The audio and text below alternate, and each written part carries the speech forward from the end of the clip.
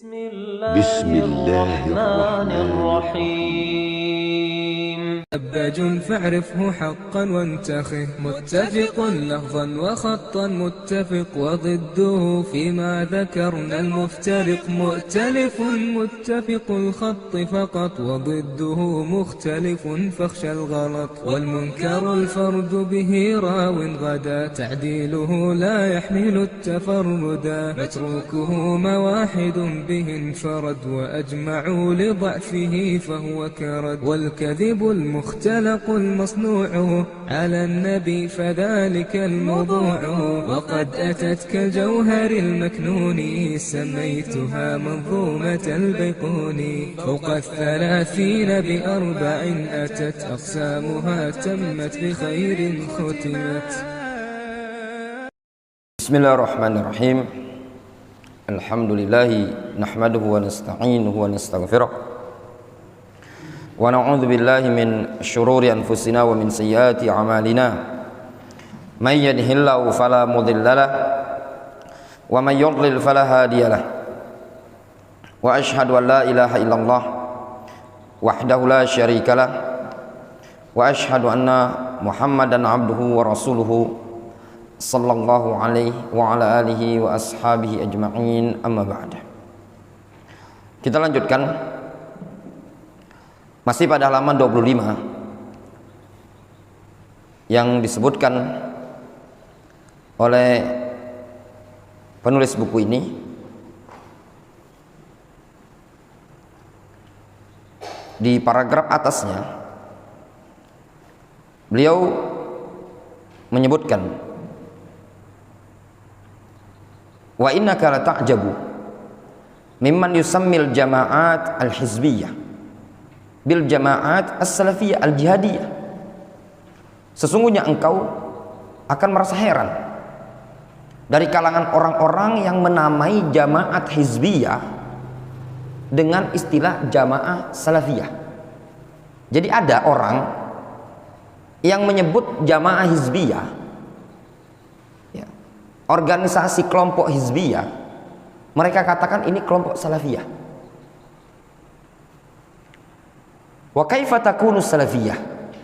Bagaimana bisa dikatakan salafiyah? Wa hiya mukhalifatun laha fil aqidati wal manhaj. Dalam keadaan dia menyelisihi salafiyah baik dalam urusan akidah ataupun urusan manhaj. Nah, ini yang sangat mengherankan kita. Ini kelompok adalah hizbiyah, jamaat hizbiyah. Misalkan Ikhwanul Muslimin, Qutbiyah, Sururiyah, atau kelompok-kelompok takfiriyah yang lain. Mereka katakan ini adalah kelompok salafiyah. Atau dalam suatu mau dikatakan partai salafiyah. Kata beliau, engkau akan merasa terheran dengan orang-orang yang menamai kelompok-kelompok ini tadi sebagai kelompok salafiyah.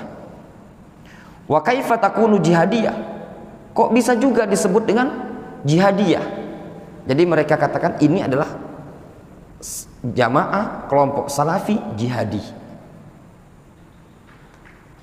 Kok kenapa bisa disebut jihadiyah? Wal makna syar'i as-sahih jihad muntafin an hadil jamaat. Sedangkan makna syar'i untuk istilah jihad itu tidak ada pada jamaah ini tadi. Li adami tawaffur syurut as-sahihah lil jihad fi hadil jamaat. Dikarenakan tidak terpenuhi syarat-syarat jihad yang sahih untuk jamaah ini tadi. Nah, terus baru dibahas di bawah ini tadi. Al-jihad lahu ma'nan am wa ma'nan khas. Jihad itu ada makna umum, ada makna khusus. Wal ma'nal am, makna yang umum, kullu amalin, setiap amalan, yuradu bihi nusratul Islam, yang diinginkan dengan amalan tadi menolong agama Islam, wa da'wa ilaihi, dan mendakwai kepada agama Islam,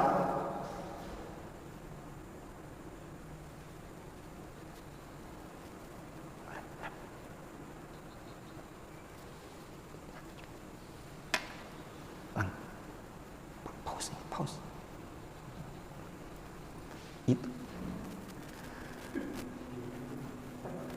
Kemudian kita lanjutkan ya.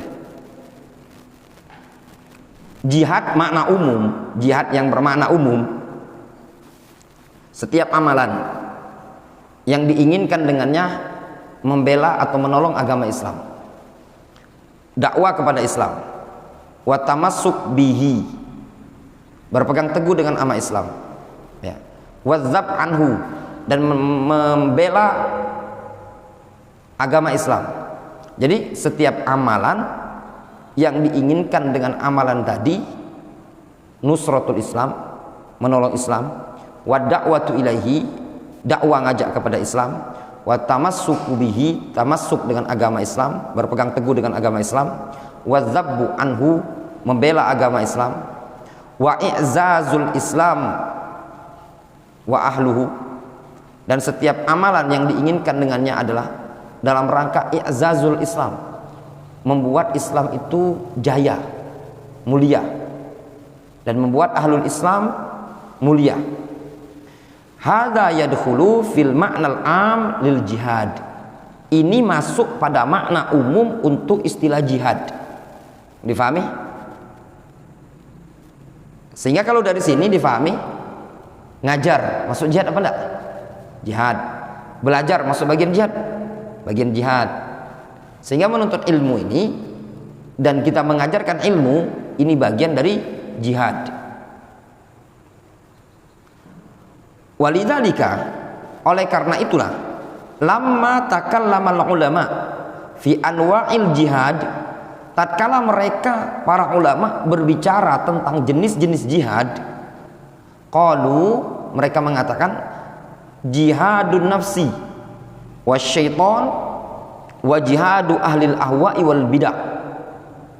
Ketika para ulama menyebutkan jenis-jenis jihad, kata mereka ada jihadun nafsi, jihad memerangi hawa nafsu, jihad melawan syaitan, kemudian jihad melawan ahlul ahwa'i wal bid'ah, jihad melawan jiwa hawa nafsu dengan cara mengekangnya untuk sabar, jihad melawan syaitan, jangan menuruti kemauan waswas syaitan, jihad melawan ahlul ahwa'i wal bid'ah, itu membantah, menjelaskan keliru, kesalahan, penyimpangan, kebid'ahan. Difahami? Bukan maksudnya jihad melawan ahlul ahwa'i wal bid'ah ini ada ahli bid'ah, kiainya antum tangani, bukan. Difahami? Itu tindakan kriminalitas. Bentuk jihadnya antum sampaikan kepada umat bahwasanya cara seperti ini salah. Falamma zakaru jihad dan nafsi qassamuhu ila maratib arba'ah. Tatkala mereka para ulama menyebutkan jihad nafsi, mereka membaginya menjadi 4 tingkatan. Nah, jihad melawan hawa nafsu ada 4 tingkatan. Yang pertama, jihadun nafsi bil ilmin nafi', melawan hawa nafsu, melawan jiwa ini tadi dengan ilmu yang bermanfaat. Wal amalis soleh, dengan amal soleh, wad da'wa ila dzalik, serta mendakwakannya, wasabri alaih, dan sabar di atasnya. Tsumma lamma takallamu ala jihadis syaitan qassamu ila martabatain. Kemudian para ulama tatkala menyebutkan jihad melawan syaitan, mereka sebagi jihad itu terbagi menjadi 2. Jihadun bidaf'i syahwat wa jihadun bidaf'i syubhat. Jihad dengan cara menolak syahwat, jihad dengan cara menolak syubhat. Jelas? Tsumma lamma takallamu ala jihadi ahlil ahwa wal bidah wal ma'asi ja'aluhu ala maratibah. Kemudian mereka para ulama tatkala menyebutkan tentang jihad memerangi ahlul ahwa'i wal bid'ah dan ahlul maksiat, mereka bagi menjadi beberapa tingkatan. Yang pertama, jihaduhum bil lisan, jihad melawan ahlul ahwa'i wal bid'ah ini tadi dengan lisan. Apa maksudnya? Antum menyampaikan kebenaran. Wa jihaduhum bil yad, jihad dengan tangan. Wa jihadum bil qalbi, jihad dengan hati. Dengan lisan antum menyampaikan kebenaran, antum jelaskan itu salah, antum jelaskan itu bid'ah, antum nasihati dia. Bisa juga dengan bil yad. Bil yad itu kalau antum punya kekuatan, bubar, ini bid'ah antum di masjid ini, apa gawe di masjid ini, apa namanya, selawatan bid'ah, misalnya selawat apa, selawat tibul qulub ya, selawat apa, Allahul kafi gitu kan, antum pengurus masjid ya, bainal adzan wal iqamah ini sunnahnya doa, bukan nyanyi Allahul kafi Rabbunal kafi. Sebagian masjid ada yang seperti itu. Anak pengen waktu pas nak kajian ke Masjid Al Jihad itu, jadi ngisi BBM di masjid di pom bensin Lemabang itu kan, di belakang itu ada musola, anak-anak budak kecil antara adzan dan qomat itu, Allahul kafi Rabbunal kafi. Nah gitu anak, jadi ngikuti yang viral antara adzan dan qomat itu tadi. Kalau lagi viral nyanyinya ini sabian ya enggak, lagi viral selawat, istilahnya selawat, padahal selawat itu cuma sikok lafaz, Allahumma sholli ala Muhammad wa ala ali Muhammad, atau ditambah dengan kama sholaita ala Ibrahim wa ala ali Ibrahim sampai selesai. Adapun yang katanya selawat tibul qulub lah, apalagi selawat, apalagi yang lagi sekarang ini, kita zaman kita dulu selawat badar, selawat nariyah, selawat ya. Nah, kalau sekarang kan banyak, ada selawat tibul qulub lah, ada selawat apa tadi, kalau selawat apa namanya kalau yang Allahul kafi tadi, yang biasa dinyanyi di masjid-masjid ya.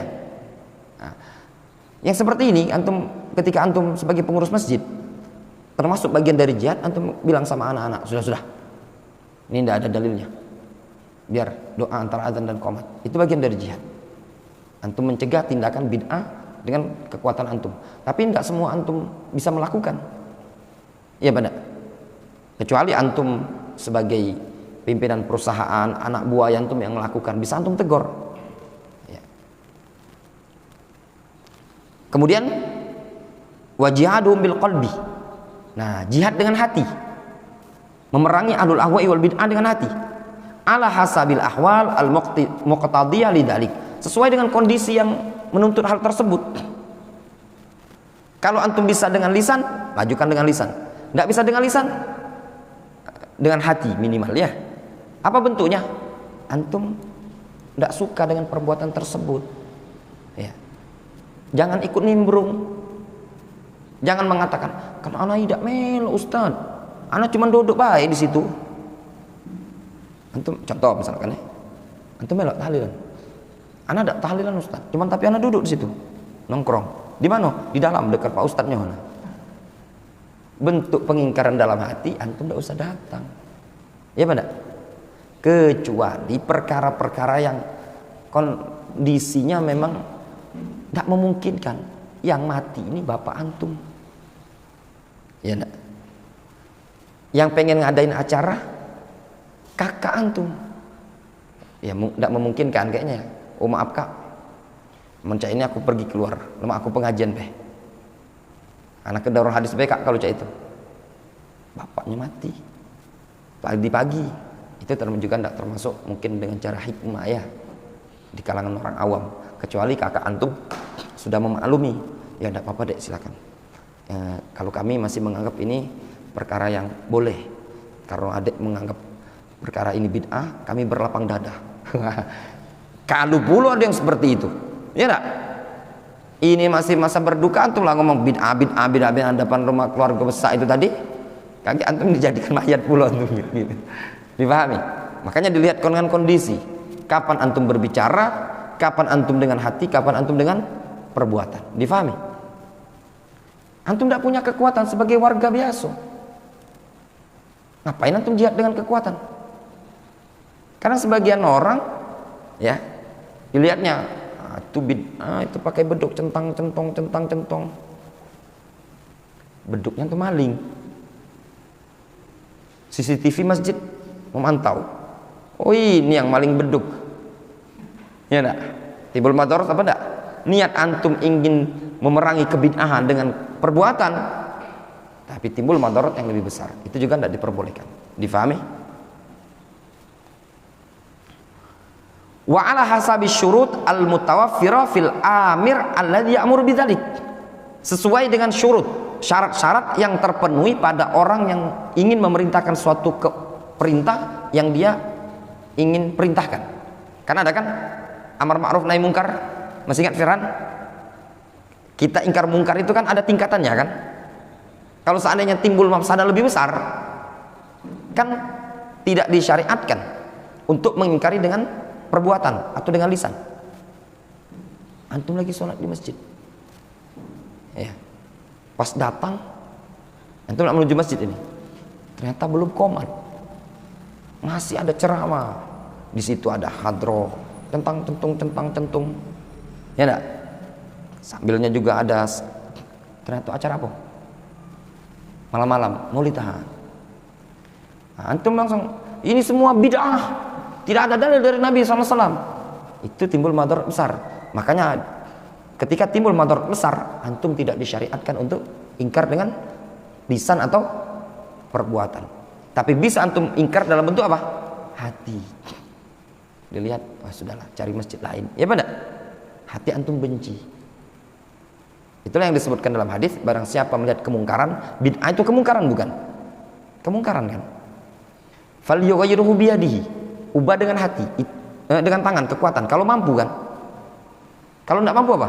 Kata Rasul, fa illam tastati' fa bilisani, dengan lisan. Kalau tidak mampu juga dengan lisan. Kekuatan tidak punya, lisan juga tidak berani ngomong. Minimal dengan apa? Dengan hati. Ada pengingkaran dalam hati, untuk pergi dari tempat tersebut, tidak nimbrung. Difahami? Kemudian di sini disebutkan, lamma takallamu 'ala an-naw'il khas alladhi yuradu bihi jihadul kuffar, najidu anna al-ulama dzakaru syurutan wa dhawabitan li hadzal jihad. Tatkala mereka para ulama berbicara tentang jihad yang khusus, jihad makna khusus. Apa jihad makna khusus? Yang diinginkan dengannya adalah jihad memerangi orang-orang kafir. Maka kita dapati para ulama itu menyebutkan syarat-syarat dan dhawabit untuk jihad ini. Wa dzakaru annal jihad ibadah minal ibadat. Mereka mengatakan jihad itu bagian ibadah. Wa kullu ibadatin la tasihhu illa idza wujidat syurutuha wa asbabuha wa intafat mawani'uha lidzalik. Dan ibadah itu tidak akan sah melainkan apabila didapati syarat-syaratnya, sebab-sebabnya, dan tertiadakan penghalang-penghalang ibadah tadi.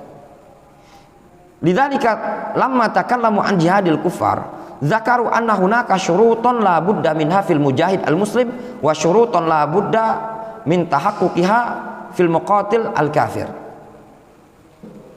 Oleh karena itulah tatkala mereka para ulama berbicara tentang jihad memerangi orang-orang kafir, zakaru annahu nuaka syuruton, mereka menyebutkan di sana ada syarat.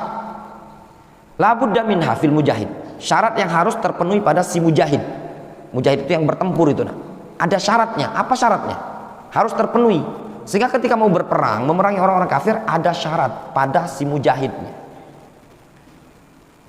Dan syuruton, ya. Dan syarat-syarat la budda min tahaqquqiha, syarat-syarat yang harus terwujud fil muqatal, pada muqatal al kafir, orang yang diperangi lagi kafir tadi. Difahami? Jadi jihad memerangi orang kufar itu ada syarat. Syarat si mujahidnya tadi, muslim, punya ketentuan syaratnya tadi. Orang kafir yang akan diperangi juga ada syarat dan ketentuan. Nah, ini yang penting. Inilah yang membedakan jihad resmi sama jihad swasta, yang legal sama ilegal. Dipahami? Kalau jihad bersertifikat, ya, maka ada syarat. Kalau jihad tidak ada sertifikat, itu jihad abal-abal, jihad KW, itu tidak terpenuhi syaratnya. Nanti disebutkan. Fadzakaru syuruton khamsatan fil mujahid al muslim la budda fi ayyi jihadin. Mereka menyebutkan 5 syarat pada si mujahid yang muslim tadi. Ada mujahid, orang yang ingin berjihad, agamanya Islam. Nah, dia ini harus ada syarat yang terpenuhi pada jihad apapun. Apabila ingin memerangi orang kafir, harus terpenuhi syaratnya. Sawa'an kana jihadu tolabin au jihadu daf'in. Sawa'un kana jihada tolabin au jihada daf'in. Nah, ini ya ikhwan, faedah ya. Jihad terbagi menjadi dua. Jihad ada dua macam. Ini ditinjau dari jihadnya, jihad memerangi orang kafir. Namanya ada jihadut tolab, ada jihadut difa. Difahami? Faham? Mas Ujang? Jihadut tolab itu nyari orang kafir, Mas. Mas Ujang sebagai panglima, khalifahnya siapa nih kira-kira? Fir'aun. Kata Fir'aun, Ujang, antum anak angkat sebagai panglima perang, pasukan memimpin 5.000 pasukan untuk memerangi negara barat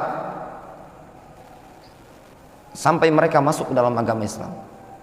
Misalkan contoh maksudnya, itu namanya jihadut tolab. Difahami?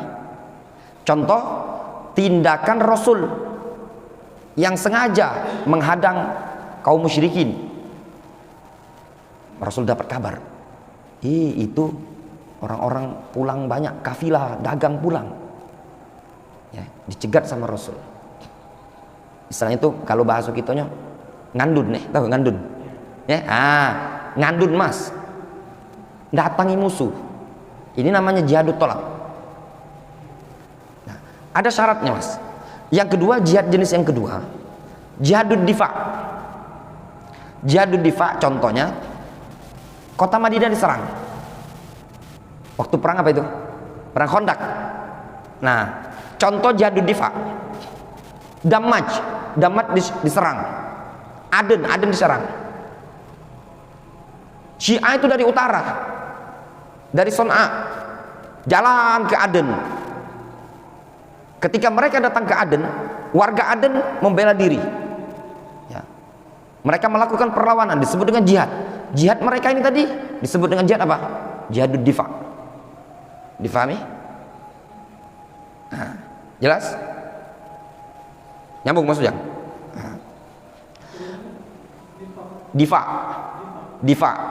Difa itu membela, belaan. Jadi misalkan gini Pak Wid, kita di Palembang ini, naudzubillah, diserang musyrikin, kufar. Nah, kita membela, itu namanya jihad difa. Difa itu membela diri, bela diri dah. Kalau ngandun, natangi musuh, itu jihad tolab, nyari musuh.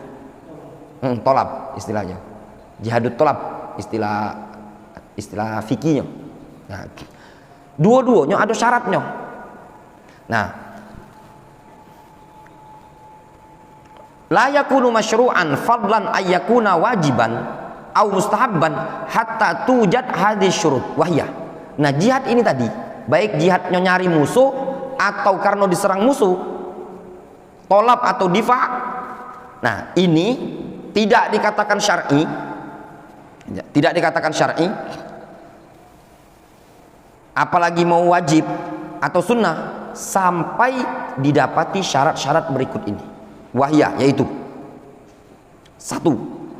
Al-ikhlasu lillahi azza wa jalla. Ikhlas lillahi azza wa jalla. Kenapa? Karena ini ibadah. Difahami? Jadi ketika kita mau jihad, ikhlas lillahi ta'ala. Bukan antum niat jihad tadi, di situ, ayo berangkat, ngapung? Itu kampung itu tadi berduit-duit di sana. Ya, banyak asetnya kampung itu. Cino kalau itu tuh pengusaha besar. Jihad ke sana. Itu kampung Batak itu. Bukan Cino. Nah, ini berarti bukan lillah. Difahami? Lanjutlah kau. Aku nyari yang jihad yang Cino baik. Kira-kira udah salah. Ya, misalkan contoh.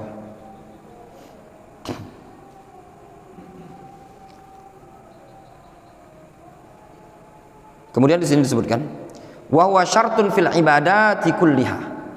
Dan itu syarat. Ikhlas itu syarat pada semua ibadah. Syarat yang kedua, al-qudrah, punya kemampuan. Wa huwa syartun fil ibadati kulliha, itu juga syarat pada semua ibadah. Lakinnal qudrah al-mu'tabara fil jihad hiyal qudrah wal quwwah. Akan tetapi yang dimaksud dengan qudrah, kemampuan dalam urusan jihad ini tadi, yaitu kemampuan dan kekuatan. Allati yaglibu 'ala dhon, yang menurut dugaan terkuat kita, annaha tukassiru syaukatal adu, bahwasanya kekuatan kita ini tadi bisa mematahkan durinya musuh. Maksudnya itu bisa mengalahkan musuh, difahami? Bisa memukul mundur. Fahami maksudnya? Kalau masalah ikhlas sudah lillahi ta'ala. Ya misalkan maksudnya ikhlas sudah lillahi ta'ala. Pas nyingok kemampuan cuman megang golok untuk beladogan, yang lain pakai AK-47, ya enggak usah. Berarti kemampuan enggak mumpuni, ya. Bukan angling dharma, Mas. Itu pedang naga puspa. Ya. Golok. Sudah mundur lah. Berarti kemampuan enggak mumpuni. Jadi syarat kita jihad itu tadi, kita punya kemampuan yang menurut dugaan terkuat kita bisa menang. Jangan jihad konyol. Difahami? Qala Allah Subhanahu wa taala, Allah Subhanahu wa taala berfirman, wa'iddu lahum mastata'tum min quwwah wa min ribatil khail turhibuna bihi aduwallahi wa aduwakum. Persiapkan oleh kalian apa yang kalian mampu berupa kekuatan, ya. Berupa pasukan-pasukan kuda yang dengannya kalian bisa membuat takut musuh-musuh Allah dan musuh-musuh kalian. Nah, di situ Allah Subhanahu wa taala menyebutkan persiapkan kekuatan. Rasul menyebutkan dalam hadis, ala innal quwwah ar-ramyu, ketahuilah kekuatan itu adalah menembak, memanah. Kalau zaman dulu kan memanah. Zaman sekarang enggak kati pula perang pakai panah. Ya, jangan pula antum pikir akan memanah itu sunnah. Kaget perang pakai panah. Iya, kalau musuh pakai panah juga. Kalau musuh pakai AK-47 antum pakai panah. Panah itu berapa meter paling mentoknya di Mas? 140 meter. Peluru AK-47 itu bisa sampai 1 kilo. Panah. Oh, panah. Tapi peluru senapan itu berarti tidak bisa lawan senapan, Mas. Enggak. Kecuali panahnya angling dharma itu yang bisa nembus ya enggak? Sama panah biasa itu. KU. Nah, berarti musuh pakai senapan, antum pakai panah. Jangan. Difahami? Jangan antum beralasan Indonesia dulu merdeka dengan bambu runcing. Bukan. Antum terkalahkan sama sejarah. Indonesia merdeka bukan dengan sebab bambu runcing. Ya benar? Apa sebab merdekanya Indonesia? Hah? Belanda nyerah. Anak-anaknya. Maksudnya antum kan pernah ngajar apa sebab kemerdekaan Indonesia? Hah? Apa, Mas? Itu sebab utamanya enggak, menurut sejarah. Kalau enggak salah antum luruskan kan, ketika itu kan ada pengusulan dari Soekarno. Waktu sama dari utusan Belanda, Indonesia kan ingin ada pertemuan berapa itu kan sama tokoh-tokoh. Intinya ada kemenangan dari Indonesia masalah konstitusi apa urusan apa aja itu nah. Ditambah juga Belanda. Kalau dia mau kosong enggak juga kosong. Tahun 1948 kan masih tempur. Kemerdekaan kan 45 kan? 48 kan masih ada pertempuran kalau enggak salah kan? Masih. Masih. Ada apalah cak itu nah, Mas. Lebih kurang cak itulah. Nah, intinya bukan bambu runcing. Bambu runcing itu cuman untuk melawan musuh. Difahami?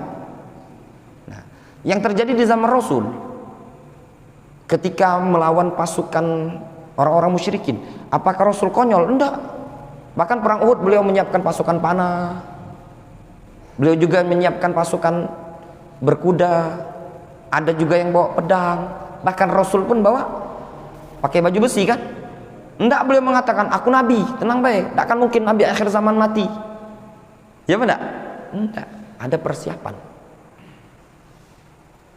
Kemudian dari sini bisa difahami ya ikhwan, ketika orang-orang yang menyerukan jihad di Palestina dengan menggunakan batu, itu bukan jihad. Difahami?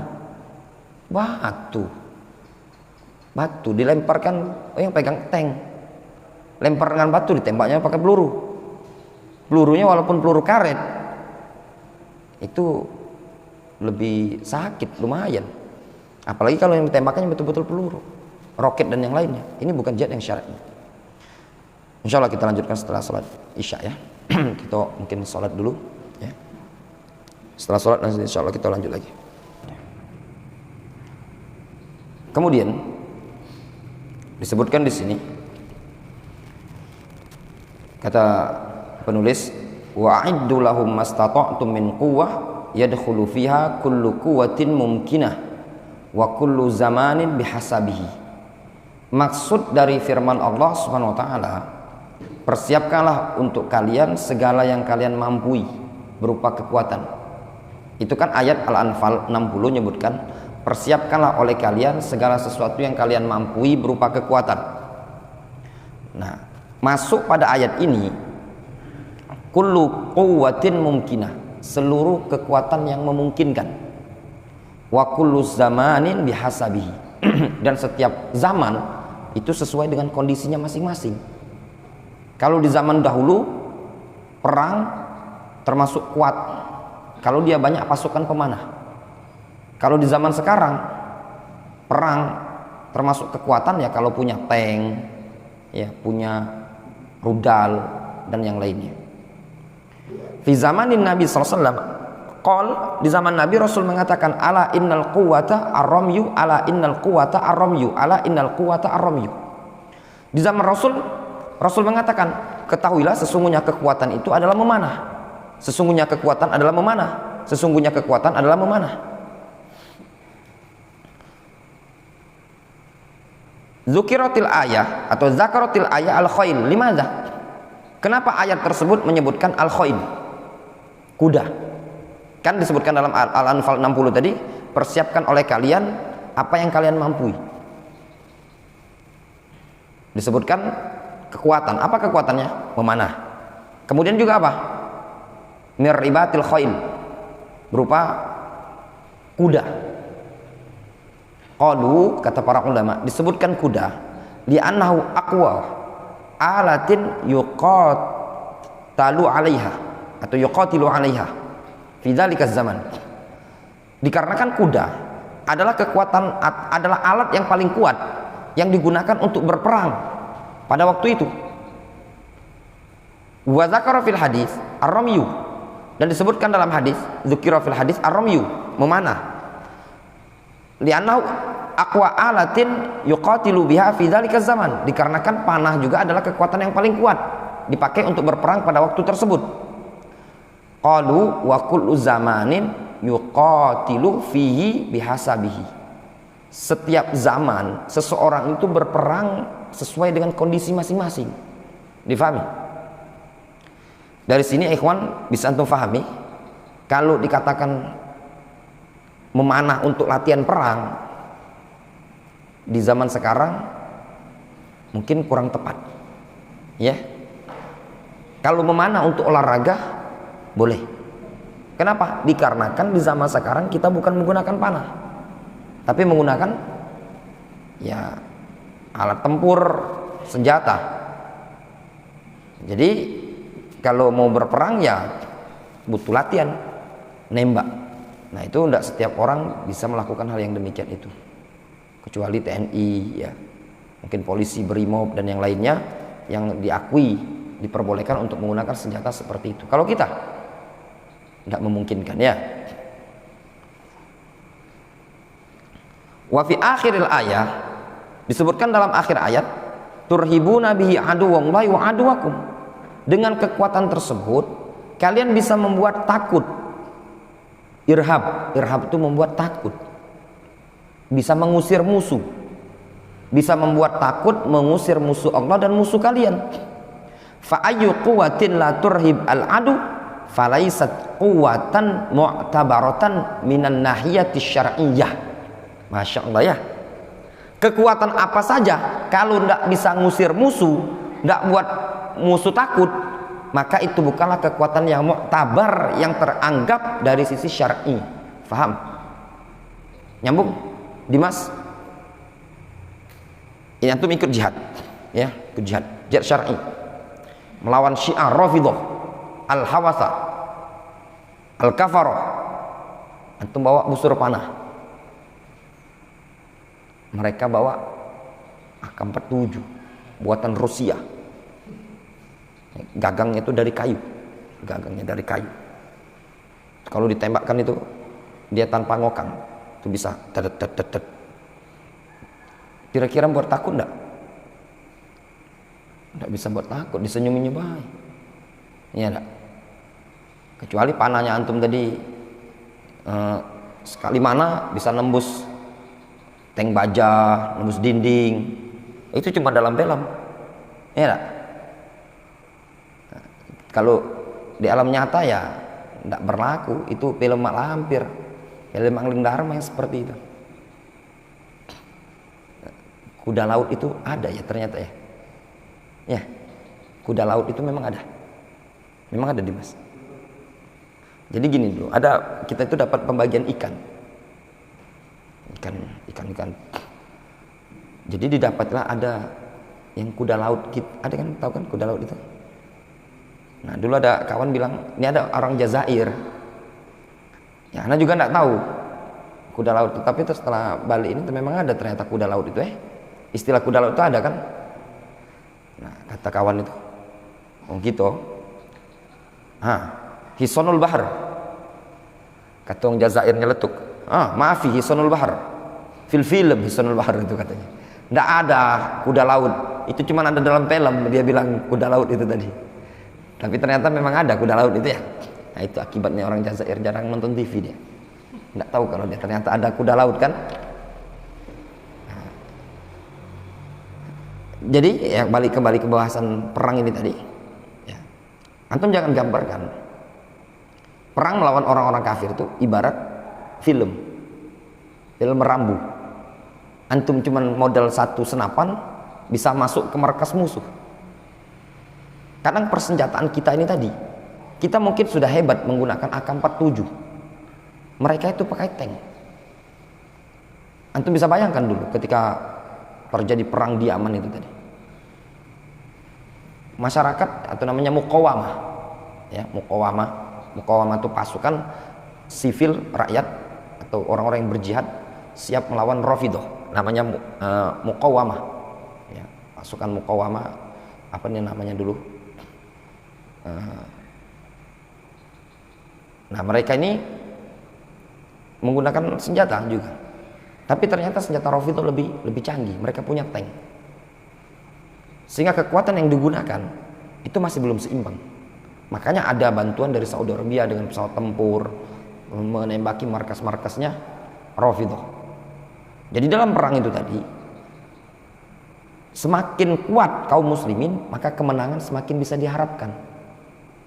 Difahami?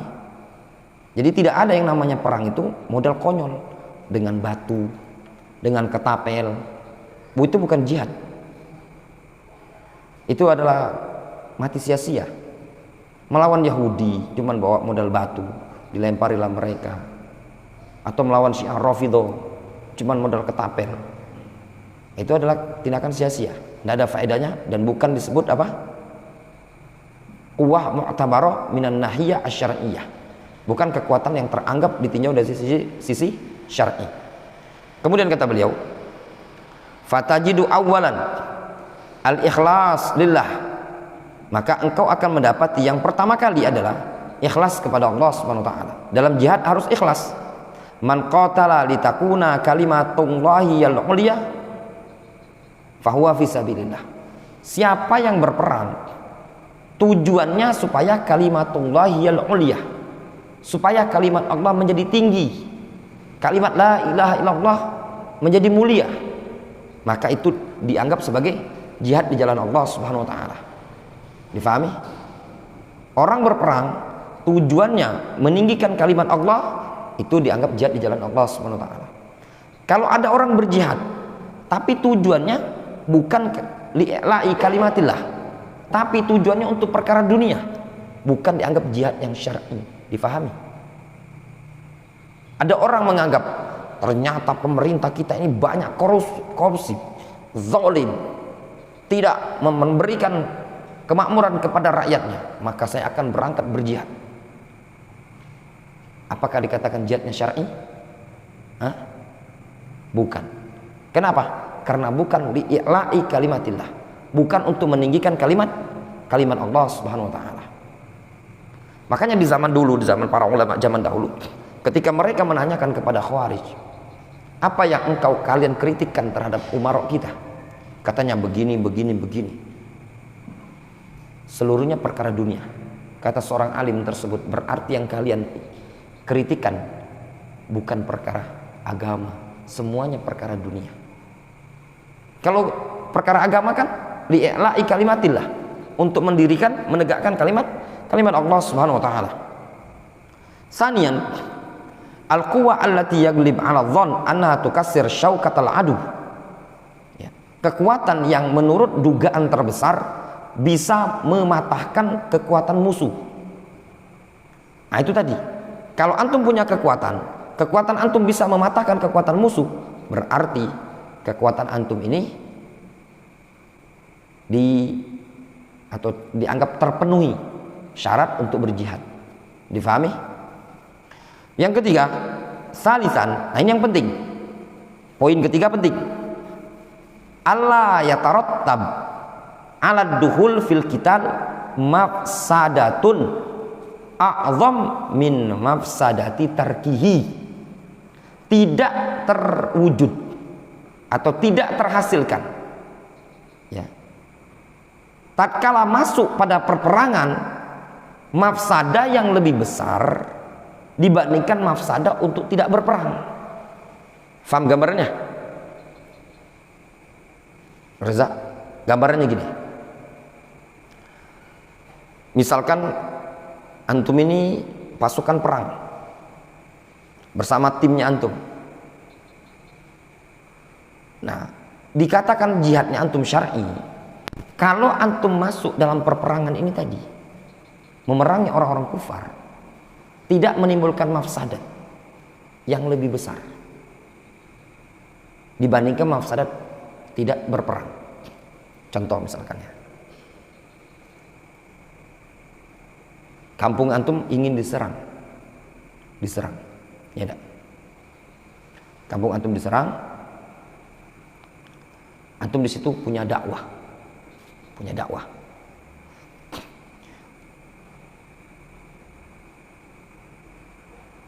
Ya ikhwan, wallahu alam. Mungkin kalau dilihat dari poin ketiga ini, mungkin ini bisa dijadikan sebab uzur Syekh Muhammad Al-Imam menandatangani perjanjian dengan Rafidhah. Di sini disebutkan syarat ketiga, tidak menimbulkan mafsadat yang lebih besar. Jadi ana buka sejarah lama. Ini Darul Hadits Dammaj. Ya, Darul Hadits Dammaj. Di Dammaj ini ada ilmu. Di sini ada ilmu, ada pelajaran. Dari Dammaj inilah muncul sekian banyak ustadz, dai, masyayikh, para ulama. Syiah Rafidhah Al-Hawasah menyerang Dammaj. Dammaj melakukan perlawanan. Perang pertama terjadi 2 kali perang besar-besaran. Yang anak ingat, yang anak tahu dan anak ingat. Mungkin yang pernah di Dammaj itu lebih ngerti lagi. Perang di 2010. Anak masih di Indonesia. Ketika itu perang 2010 lumayan besar. Sudah kemudian meredah. Terjadi lagi perang sekitar 2013-an atau 2014. Di awal-awal 2014. Allah alam kalau tidak salah sekitar gitu. 2014 awal. Di sana ada namanya tempatnya Kitaf. Kitaf itu katanya dulu ada markes, ada pondok kecil. Yang mereka pertama kali serang itu. Mereka berhasil menguasai tempat itu tadi. Kemudian mereka berjalan lagi, berhasil menyerang Damaj. Intinya ketika Damaj dikepung, dikenal dengan Hisarud Damaj. Itu betul-betul terkepung dan konon katanya banyak bayi yang meninggal dunia karena tidak dapat air dan tidak terupload di media. Itu jihad, betul-betul jihad. Sampai di sana di off kan pelajaran. Mereka betul-betul tempur. Di antara yang meninggal anak dapat khabar orang Ambon waktu itu. Santri orang Ambon. Ringkasnya Damaj hancur di tahun 2014. Mungkin sekitar awal 2014 lah. Syiah Rafidhah berjalanlah, mereka meminta perjanjian. Kalau mau masih utuh Damaj, maka harus keluar dari Damaj. Isi perjanjian seingat ana waktu itu, orang-orang selain penduduk Damaj harus pergi dari Damaj. Akhirnya pergilah orang-orang bukan penduduk asli. Istilahnya itu misalkan ini Lembung Gajah ya, selain wong Lembung aja pergi.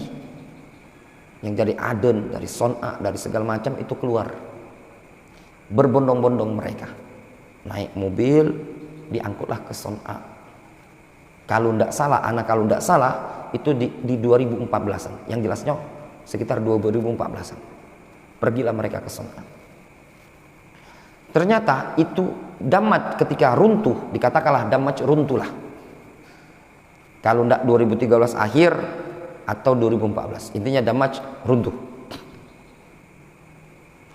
Syiah Rafidhah berjalan terus masuk ke wilayah Amron. Kita dapat informasi di Aden, Syiah Rafidhah sudah masuk ke wilayah Amron. Wallahu alam tepatnya tanggal berapa ana agak lupa.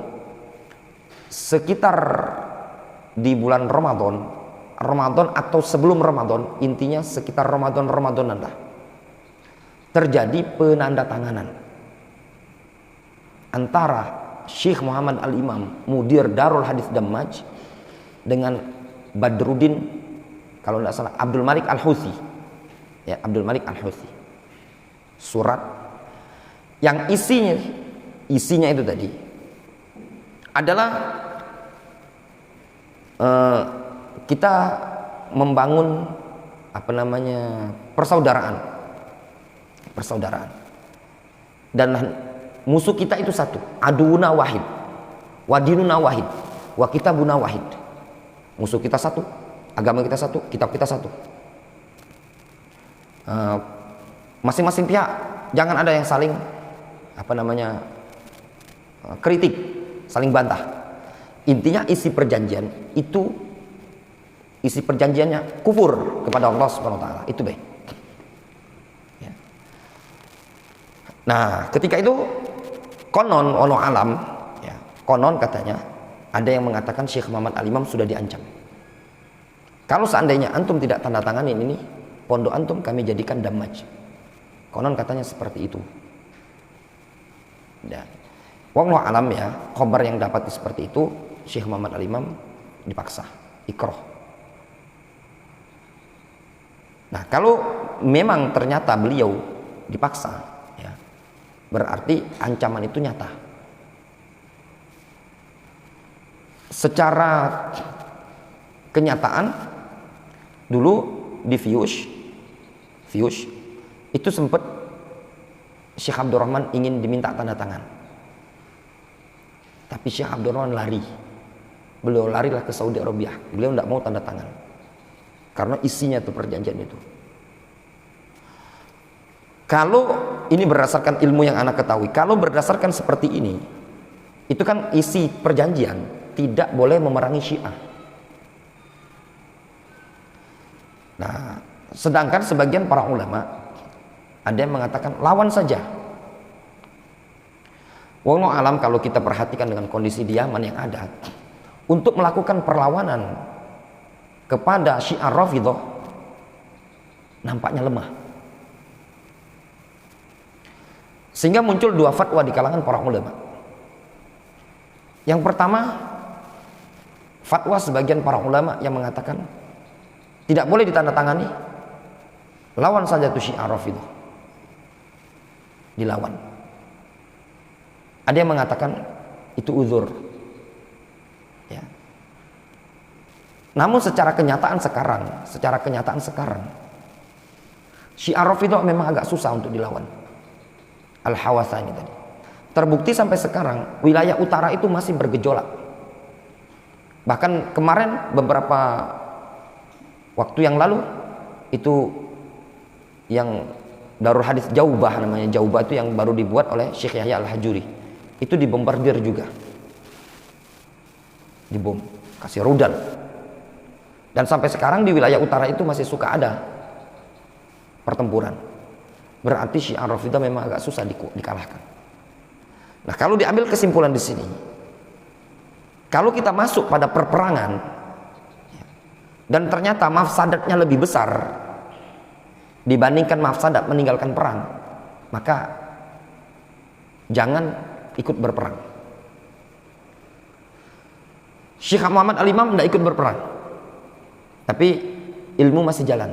Di markisnya itu masih ada kegiatan tarbiyah, pengajaran, tapi tidak bisa orang Indonesia belajar di sana kecuali sedikit orang lama senior yang di zaman ana itu udah di sana. Itu pun istrinya ada sebagian orang Yaman istrinya.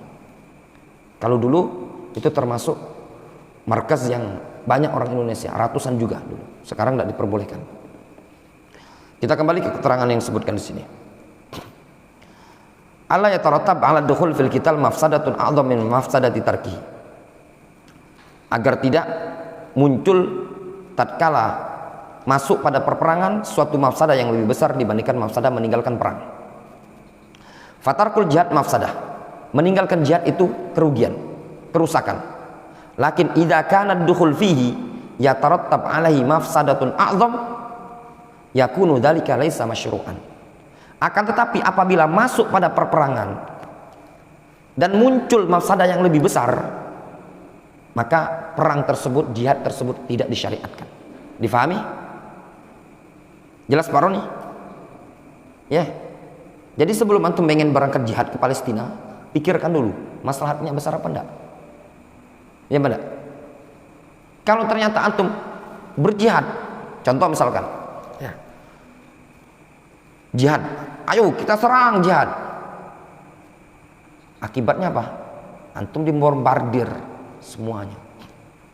Contoh misalkan, anda ambil contoh ya, memberontak, memerangi penguasa yang kafir, boleh apa enggak? Boleh. Yang enggak boleh itu kalau dia muslim. Iya benar. Rasul mengatakan la illa antara kufron bawahan. Jangan perangi kecuali kalian melihat kekufuran yang betul-betul nyata. Penguasa Suriah, siapa presidennya? Asad ya. Bashar Asad, anaknya kalau salah. Bashar Asad. Kalau sebelum ini kan Hafid Asad, anaknya Bashar Asad. Itu kan mazhabnya Nusairiyah, Syiah Rafidhah. Nusairiyah ini kata para ulama kafir juga, ya, kafir. Masyarakat kan memberontak. Ada mafsadah apa enggak? Timbul mafsadah. Apa mafsadah yang ditimbulkan dari tindakan mereka memberontak terhadap penguasa ini tadi? Antum ingat dulu ada yang pernah mereka di Halab, wilayah namanya Halab. Di Halab itu Aleppo. Dibom pakai bahan kimia itu kan, sampai banyak yang meninggal kan. Nah, berarti kan mafsadat ketika mereka melakukan penyerangan itu lebih besar mafsadatnya dibandingkan mereka diam. Difahami? Jelas Mas Ujang? Kita kembali ke Palestina. Masyarakat Palestina kan sering ingin melawan orang-orang Yahudi, ya kan? Sekarang ketika mereka ingin melawan dengan kata istilah mereka jihad, anggaplah ikhlas lillahi ta'ala, ya benar. Kemudian kekuatan mereka punya, tapi timbul mafsadat apa tidak? Kalau mafsadatnya lebih besar, ketika mereka masuk perang, ternyata timbul mafsadat besar. Mereka menyerang balik, difahami? Dan membantai kaum muslimin lebih banyak lagi. Berarti jihad di situ tidak disyariatkan. Difahami?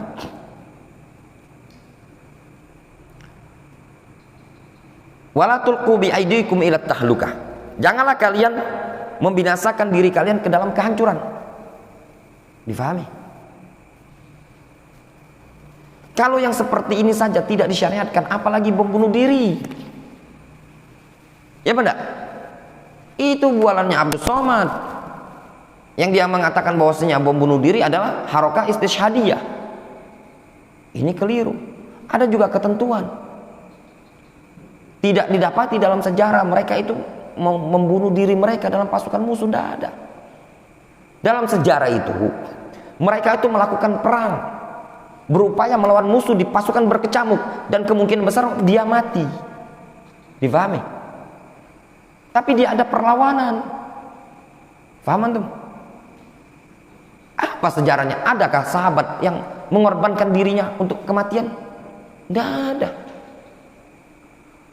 Semua yang terjadi di kalangan para sahabat, mereka masuk ke pasukan musuh, mereka menyerang musuh, mereka mati di situ. Tapi mereka bukan mati sendiri, musuh juga ada yang mati. Difahami? Kalau bom bunuh diri, itu sudah memang sengaja untuk bunuh diri dia. Difahami? Wong lain, kalau mati, alhamdulillah, tidak mati, yo, berarti wongnya yang mati, yang lain hidup wahid. Berapa banyak yang bom bunuh diri, dionya mati, yang dibom luka-luka, ya enggak? Berarti perhitungannya kurang mengkaji. Difahami? Tapi yang bom bunuh diri yang terakhir ini cukup membahayakan, karena dia mau ngembat orang lagi apel katanya, ya enggak? Antum tahu yang kejadian baru kemarin di Bandung ya, Jawa Barat deh, katanya mau apel. Yang polisi kan ada polisi satu meninggal itu dia mau masuk, dicegat di pos, dia didorong dan dia langsung meledakkan. Makanya dia yang ini dapat penghargaan karena dia demi menyelamatkan kawan-kawannya, dia pun rela mati. Memang kalau seandainya tidak dicegah, dia masuk ke dalam, orang lagi upacara atau apel atau apa itu, intinya polisi itu lagi rame, amun masuk ya sudah, berkemungkinan korban banyak. Nah seperti itu. Ini pun tidak disebut dengan jihad yang syar'i. Kenapa? Karena yang diperanginya muslim. Karena ada syarat namanya syarat berkaitan dengan muqatal yang diperangi. Belum kita bahas kan? Ada ketentuan di halaman sebelahnya. Kemudian kita lanjutkan lagi. Wa idza kana yuaddi ilhaqid darar al-baligh bil muslimin. Apabila perang tersebut bisa mengantarkan untuk menempelkan kemadaratan yang tertuju kepada kaum muslimin. Walaisa fihi kasru syaukatil adu, dan tidak ada pada jihad tersebut pematahan kekuatan musuh. Fala yadkhulu fil ma'na syar'i, fil ma'na al-masyru', maka tidak masuk pada makna yang disyariatkan. Difahami? Jelas Mas Ujang? Jadi kalau jihadnya ini tadi malah menimbulkan madorot pada kaum muslimin, maka tidak dikatakan jihad syar'i. Bahkan tidak bisa mengalahkan kekuatan musuh, tidak bisa memporak-porandakan pasukan musuh, maka bukan disebut jihad syar'i. Difahami? Mau nyerang orang kafir, pasukan antum 1000, wah masuk antum basmi dia dengan apa? Dengan AK-47, langsung. Siapa yang nyerang? Orang-orang Islam katanya. Oh, dari mana? Dari kampung A, dari negara A. Keluarkan roket nuklir, arahkan. Boleh apa enggak jihad ini tadi? Jawabannya enggak boleh. Kenapa? Berarti gara-gara tindakan ini tadi, yang mati itu orang kafir cuman matinya 100, 200, 500, 1000. Kita senegara. Ya enggak? Disebut jihad syar'i? Tidak. Kenapa? Karena ada madarat, mafsadat yang lebih besar didapatkan. Masa bunuh orang cuma habis 500, kita 5 provinsi? Ini bukan jihad yang syar'i. Kemudian Rabi'an, yang keempat, syarat yang keempat, antakuna royah maklumah, benderanya itu jelas, difahami? Benderanya jelas. Kita ini, pasukan kita ini siapa pemimpinnya? Laisat royatan immiyah majhulah la tudroh. Bukan bendera yang immiyah, yang tertutup, yang tidak jelas, majhulah, tidak diketahui. Difahami? Jihad, ayo jihad. Ini jihad ini dari negara mana? Kalau istilah lainnya itu jihadnya ini tidak resmi. Difahami? Jihadnya ISIS resmi apa enggak? Dawa'ish tidak resmi. Ini dari negara mana ini? Siapa panglimanya? Siapa pasukannya tadi? Difahami? Dia tertutup, emiyah, jihad yang buta, tertutup. Difahami? Apalagi kalau jihadnya jihad gerilya. Tahu-tahu der meledak, tahu-tahu ada yang mati. Ini siapa yang melakukan jihad tadi? Difahami? Ada royanya, harus maklumah. La yu'lam man huwa qaiduha au sifatu hadzal qaid. Enggak diketahui jelas siapa panglima atau sifat panglimanya. Difahami? Panglimanya siapa? Fala budda an takuna roya ma'lumah tansurus sunnah. Maka benderanya harus jelas, maklum, yang bisa menolong sunnah. Faham antum? Jadi jihad itu jelas, panglimanya jelas, pasukannya jelas. Bukan jihad pasukannya tidak jelas, panglima tidak jelas, Pak Wahid. Tahu-tahu meledak di situ. Ada tulisan hidup mulia atau mati syahid. Tahu-tahu kaget minggu depan meledak lagi di situ. Ada video ancaman, tapi bertopeng kalau siapa panglima ini tadi? Pasukan apa ini tadi? Ya enggak? Kan ISIS kan seperti itu. Siapa pasukannya? Dari negara mana? Tidak jelas. Kemudian yang kelima, syarat yang kelima, ayyakuna bi idzni waliyil amr. Dapat izin waliul amr. Difahami? Wa in kana hakiman aman lil muslimin fal amru ilaihi. Kalau panglimanya tadi adalah hakim, ya. Kalau waliul amr tadi apa? Kalau waliul amrnya adalah hakim, pemerintah yang umum untuk kaum muslimin, maka urusannya kembali kepada dia. Difahami? Au aman liqatrin minal aqtar, atau umum untuk wilayah tertentu saja, fal amru ilaihi fil qatril ladzi huwa fi, maka urusnya dikembalikan kepada wilayah di bawah naungan kekuasaan dia. Difahami Mas Ujang? Nih Mas Ujang, ada kaum muslimin kita terbantai Mas Ujang. Misalkan di Papua, dicabik-cabik, dicincang-cincang umat Islam di situ, terbantai. Langsung Ujang Irawan melayangkan surat, berangkat menemui Pak Jokowi, izinkan saya untuk berangkat berjihad membela kaum muslimin. Siapa nama Anda? Ujang Irawan Al-Makarti. Tulis surat. Siapa yang Menteri Pertahanan kita? Prabowo. Langsung nelpon, Pak Prabowo, keluarkan surat izin dari kementerian untuk Ujang dan pasukannya untuk berjihad di Papua, untuk memerangi OPM. Kekuatan ini baru dapat baru siko Mas Ujang. Ya, antum punya syarat terpenuhi, ada izin dari pemerintah. Itu syarat yang berikutnya tadi kan kekuatan. Ternyata modal Mas Ujang cuman betet-betetan ketapel. Ya. Berangkat Mas Ujang ke situ, belum syar'i. Difahami? Kalau ketapel itu paling buat bincil kepala OPM, tapi tidak bisa membunuh OPM. Dipahami Mas Ujang? Nah, latar penuhi yang keempat. Kemudian di anal ulama, dikarenakan para ulama qad ajma'u annahu inda ta'addudil aqtar al-islamiyah. Sebelumnya ya. Wala yakhruju ahadun min hadzal qatar illa biizni. Nah, kalau dia wilayah tertentu, ya, kan pemerintah itu kan gini, pemerintah kita ini kan ada dua. Ada pemerintah, satu pemerintah untuk seluruh dunia. Contoh di zaman Khulafa Rasyidin ya. Zaman Abu Bakar satu pemerintah itu pemimpinnya seluruhnya kan.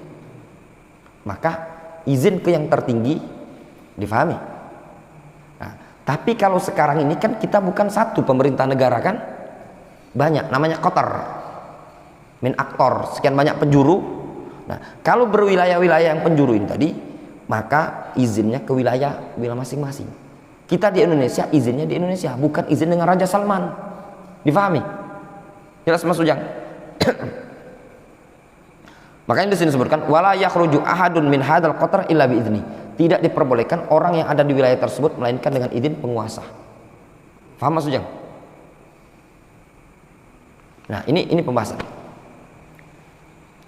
Terjadi jihad di Papua. Ya, kita kan orang sini.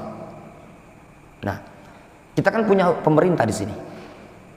Pemerintah di sini. Maka kita izin dengan pemerintah sini. Bapak, izin kami mau bawa santri. Pak siapa? Gubernur ya. Pak Gubernur, izin kami ingin menghimpun pasukan berjihad ke Papua untuk wilayah Sumatera Selatan. Diizinkan sama Pak Gub kita, Herman Deru, berarti boleh. Tapi kalau kata dia, tidak boleh. Untuk warga Sumatera Selatan tidak diperbolehkan. Ini otonomi daerah. Indonesia kan ada otonomi daerah kan? Tidak diperbolehkan. Bapak Presiden tidak memberikan himbauan. Itu semua dikembalikan ke wilayah masing-masing. Berarti tidak boleh kita keluar. Difahami? Ternyata yang Lampung dapat izin. Silakan yang di Lampung. Difahami? Li'anna al-ulama qad ajma'u annahu inda ta'addudil aqtar al-islamiyah fa innahu yakunu lil hakim fil qatar alladhi huwa fihi ma lil imamil a'zam wa alaihi ma 'alal imamil a'zam.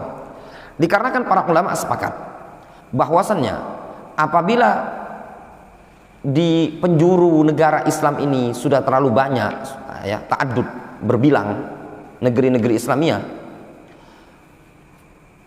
maka yakunu lil hakim fil qatar alladhi wa fihi, maka izinnya ada pada hakim pemerintah yang di wilayah tertentu tadi. Malil imami a'zam, ya. Maka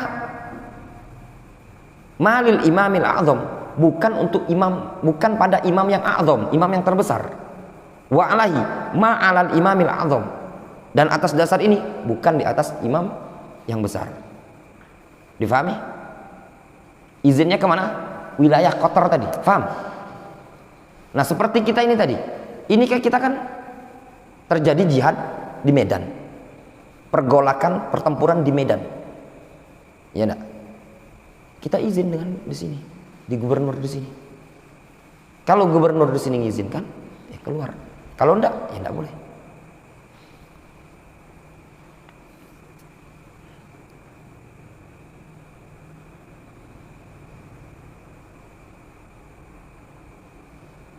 Fa ayyu khurujin li ayyi jihadin fi ayyi makanin fi baladin yakunul insanu lahu fi unuqi bai'ah li wali amri la yakunu hadzal jihad masyru'an illa bi idzni wali amrin li wali amri hadhil bilad.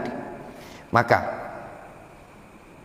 jihad apapun, keluar kemanapun untuk jihad apapun, di tempat apapun, di negeri manapun yang seseorang dia memiliki bai'at terhadap pemerintahnya, maka jihad ini tidak dikatakan syar'i, melainkan dia harus dengan izin pemerintah di wilayah tersebut. Hadza binisbati lil mujahid al muslim. Ini ditinjau kalau dia mujahid yang muslim. Difahami? Jelas? Nyambung gilang? Holy? Ya. Jadi izin ke penguasa. Kalau nyelonong, berarti jihadnya antum ilegal, tidak syar'i. Difahami? Antum punya kekuatan, ya, antum punya peralatan tempur mirip seperti Rambo, ya. Antum punya baju robot seperti robot cop. Nah, itu tadi terjadi. Anak ingat, jadi ada orang Indonesia namanya Abdul Salam. Anak ingat malam-malam ada Abdul Salam, ada Abdul Latif. Ini dua orang ini mantan laskar jihad di Ambon. Jadi dia ini mau pulang ke Indonesia.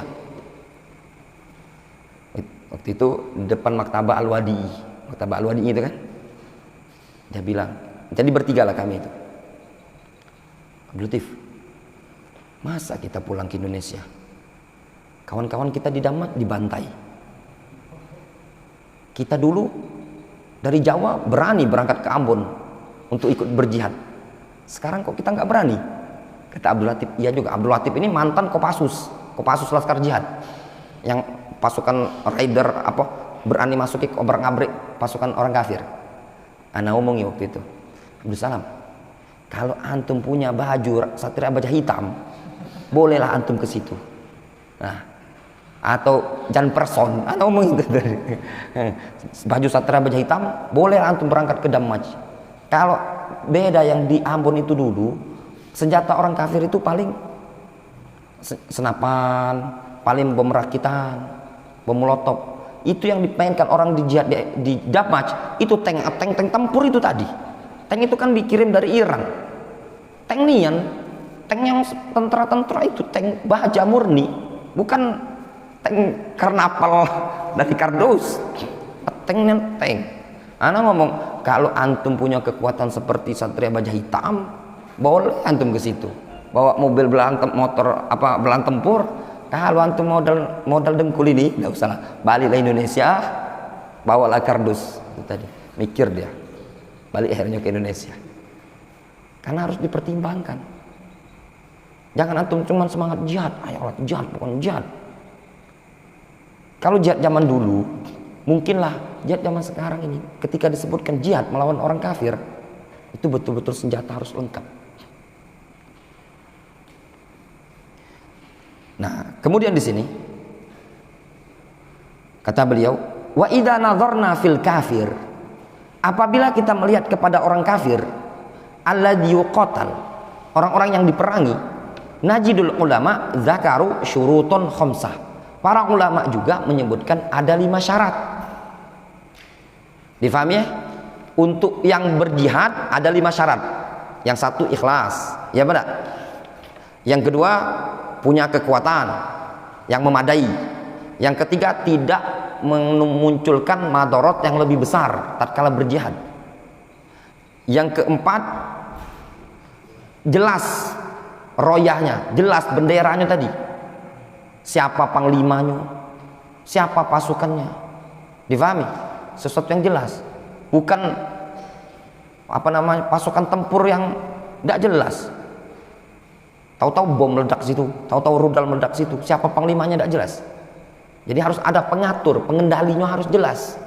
Ini perang di bawah bendera siapa? Siapa panglima? Siapa koordinatornya? Faham? Ya. Kalau seperti dulu yang di Ambon, ya, misalnya laskar jihad di Ambon, itu panglimanya jelas. Bukan Habib Rizik. Itu Habib Rizik panglima 212. Untuk Ambon dulu panglimanya ya Ustaz Ja'far Martolib. Wakil panglimanya ya Ustaz Lukman Ba'abdu. Muftinya Ustaz Dzulqarnain. Ya, pengurusnya itu, ya kasih tahu antum pengurusnya. Ustaz Ja'far. Anda ingat nama-nama itu. Ustaz Dzulqarnain, Ustaz Abdul Akmal, Ustaz Jauhari. Ya, siapa lagi berapa pokoknya yang tua-tua yang di Damat, yang alumni Jamiah Islamiyah waktu itu. Nah, jadi memang jelas harus ada. Sebab kalau udah kata yang ngatur, jangankan perang ya, bersihkan WC, ya dah. Kalau udah kata yang ngatur jelas Rip, ya pada tidak jalan. Itu contohnya dapur nih kemarin itu tadi, ya dah. Karena tidak kata yang ngatur, tidak jelas. Ternyata tidak dibersihkan. Apalagi perang. Kalau tidak kata yang ngatur, kaget pas dapat ternyata yang dia bunuh nih orang kafir. Yang kafir ini punya dolar, punya segala macam. Diambilnya kalau tidak disetorkan ke panglima. Nah, itu jadi harus jelas panglimanya tadi. Kemudian yang kelima syaratnya apa? Harus dapat izin dari waliul amr.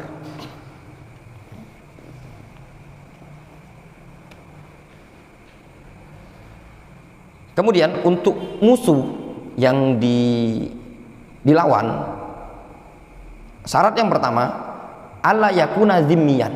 Dia bukan zimmi. Apa zimmi? Az-zimmi al-kafir alladzi yuqimu fi diyaril muslimin. Zimmi itu adalah orang kafir yang tinggal di negeri kaum muslimin. Difahami? Siapa seperti orang kafir yang tinggal di negeri kaum muslimin? Orang kafir tapi tinggal di negeri kaum muslimin. Misalkan contoh, ada wong dari Cina tinggal di Indonesia, tinggal di Lebung Gajah. Ya benar? Ada wong Cina tinggal di Saudi Arabia. Ada wong kafir, wong Amerika misalkan tinggal di negeri Yaman. Difahami? Nah, dia tinggal di negeri kaum muslimin. Dan dia tunduk dan patuh terhadap aturan. Difahami? Kemudian alla yakuna mu'ahadan. Yang diperang itu bukan orang yang mu'ahad. Mu'ahad itu orang kafir, ai bainahu wa bainal muslimin sulhun, yaitu orang kafir yang ada ikatan perjanjian damai antara mereka dan kaum muslimin. Faham? Ini pasukan kafir, ini pasukan muslim. Kata Presiden Indonesia, sudahlah, kalian berdamai, jangan saling berperang lagi. Tanda tangan. Nah, ketika sudah ada perjanjian, tidak boleh lagi antum. Lah sudah tanda tangan lah, ada perjanjian, antum bantai dia, haram hukumnya. Difahami? Rasul mengatakan, man qatala mu'ahadan lam yajid rihal jannah wa in kana rihuha la yujadu min masirati kadza wa kadza. Barang siapa yang membunuh, memerangi seorang mu'ahad, maka dia tidak akan mencium bau surga, meskipun bau wangi surga didapati dari jarak sekian dan sekian. Kemudian yang ketiga, alla yakuna musta'minan. Dia bukan seorang yang musta'minan. Musta'minan itu adalah bi an kana min alil harbi dakhala diyarul muslimin bi amanin. Yaitu dia orang yang diperangi, musuh, tapi dia masuk negeri kaum muslimin dengan mendapatkan jaminan keamanan. Difahami? Utusan delegasi, misalkan contoh, ini negara, ada dua negara, negara muslim, negara kafir, tempur dia, pokoknya bermusuhan. Nah, ya, contoh misalkan kita ambil contoh misalkan ini negaranya Yahudi, ini negara Saudi Arabia, bermusuhan kan, perang terus misalkan. Ini orang Yahudi ini ada pasukan atau ada utusan diutus ke Saudi Arabia, itu tidak diboleh. Nah, mumpung dia datang ke sini, tuja dari belakang, itu tidak boleh. Itu gawe yang bang, dipahami? Nuja dari belakang, itu tidak boleh. Karena dia digolongkan apa? Musta'min, orang yang minta keamanan. Nah, kata para ulama, turis-turis ini digolongkan musta'min, orang yang masuk dari negara-negara barat, tinggal ke negara ini, ingin jalan-jalan atau ingin berdagang atau sebagai duta, mendapatkan izin jaminan keamanan. Difahami? Nah, yang keempat, ayyakuna min ahlil qital. Orang yang diperangi, orang kafir itu adalah orang yang memang layak diperangi. Siapa yang ahlul qital? Jadi ada ahlul qital. Ahlul qital itu orang memang yang layak diperangi, yang memang boleh diperangi. Siapa yang boleh diperangi? Laisa imro'atan, dia bukan perempuan. Wala sobiyan, bukan anak kecil. Wala syekhon kabiron, bukan kakek-kakek. Hariman atau haroman, kakek-kakek yang sudah haram, sepuh. Wala manin koto'a wa tarakal qital, bukan pula warga sivil yang tidak mau berperang. Difahami? Jelas? Jelas Pak Roni ya? Jadi orang yang kita mau perang ini orang kafir. Anggaplah kita ini mau berjihad, ya, berjihad, ingin tempur, mendatangi kaumnya orang-orang kufar, datang ke situ. Nah, yang kita perangi tadi orang yang siap bertempur. Difahami? Jangan mak-mak antum bunuh, tidak boleh. Cewek antum bunuh, tidak boleh. Anak kecil tidak boleh dibunuh. Kakek-kakek tidak boleh dibunuh. Tidak pula boleh membunuh apa? Warga sipil yang tidak ikut perang. Hai, katanya, lemak belari aku, walaupun kafir aku nak dagang bae, aku tidak melak melak perang. Lajulah kamu, katanya. Diperangi tidak boleh mereka diperangi. Difahami? Kita lihat ini, apakah terwujud pada para teroris? Tidak terwujud. Teroris terkadang ketika dibunuh, di gereja itu kadang ada budak kecil, ya kan? Ada nenek-nenek, ada kakek-kakek, ada mak-mak puluh. Bukan ahlul qital, berarti jihadnya tidak syar'i. Jelas?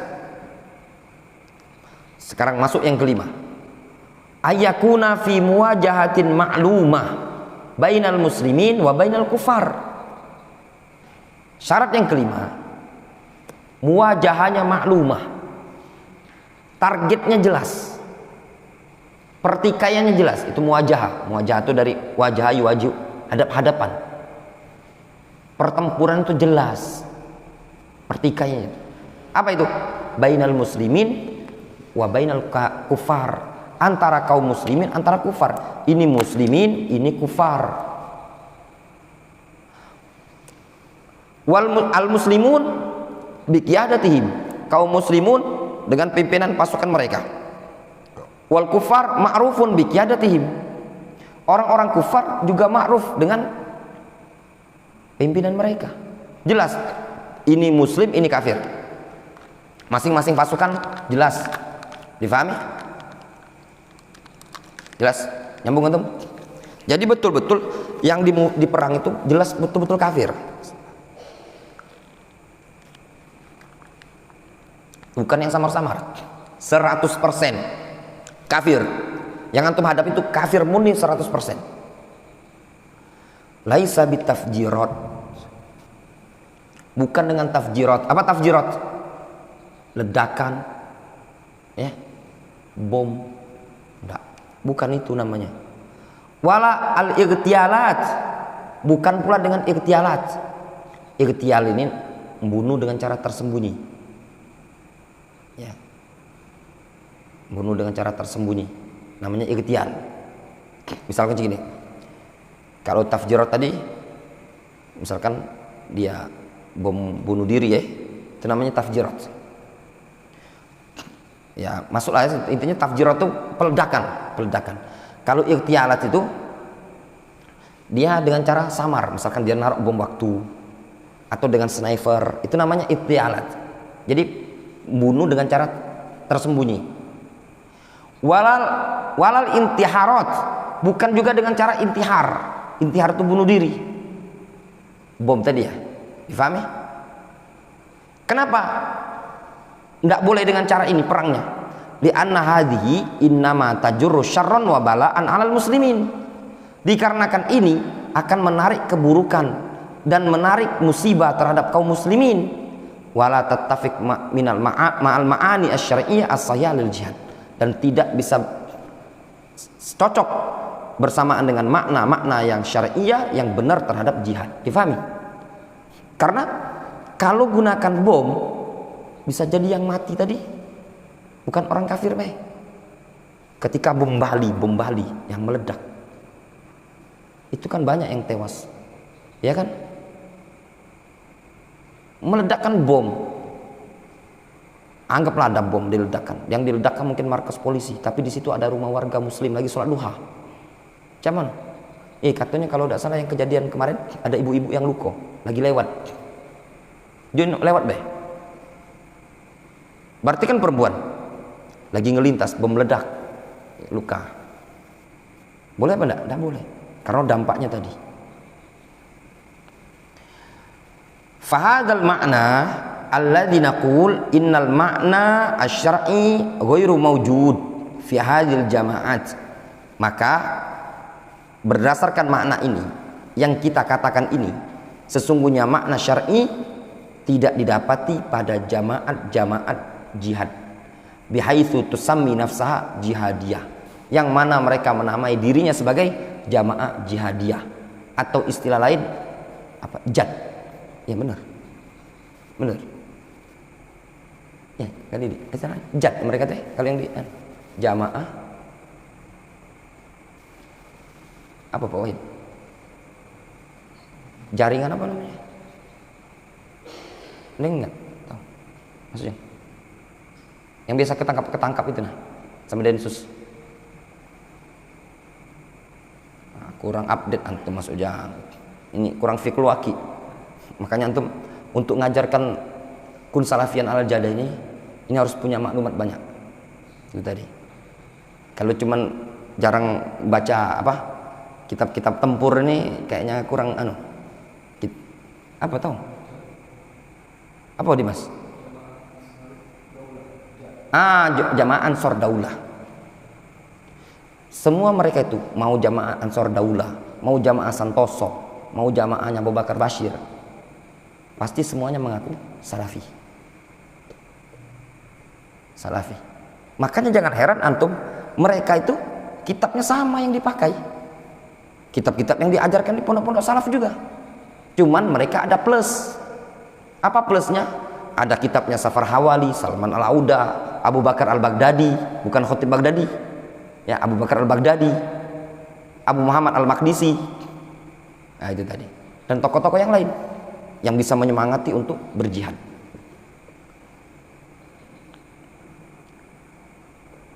Kemudian di sini disebutkan autu'lin al-jihad al-amah, atau kelompok yang mengumandangkan jihad secara umum, wahya laisat mukhawwala fi syar'an ya. Ini bukanlah jihad yang syar'i ya padanya. Difahami? Jadi mau disebut dengan jihadis, mau salafi jihadi, memang dulu sempat rame, ada buku, anak lupa namanya, dulu ada buku namanya, intinya dia bilang gini, salafi itu terbagi menjadi dua, ada salafi jihadi, ada salafi apa gitu. Nah, yang salafi jihadi itu yang ini apa, ikut tempur ini. Nah, kalau kita ini bukan salafi jihadi, ada nih istilah mereka itu. Sebenarnya mereka bukan salafi, mereka khawarij, takfiri, tapi mereka tetap mengatakan mereka salafi. Difahami? Ya. Wallahu ta'ala alam shawab. Ya, mungkin kita cukupkan sampai di sini. Itulah ketentuan-ketentuan kalau ingin berjihad. Ya. Wallahu ta'ala alam shawab.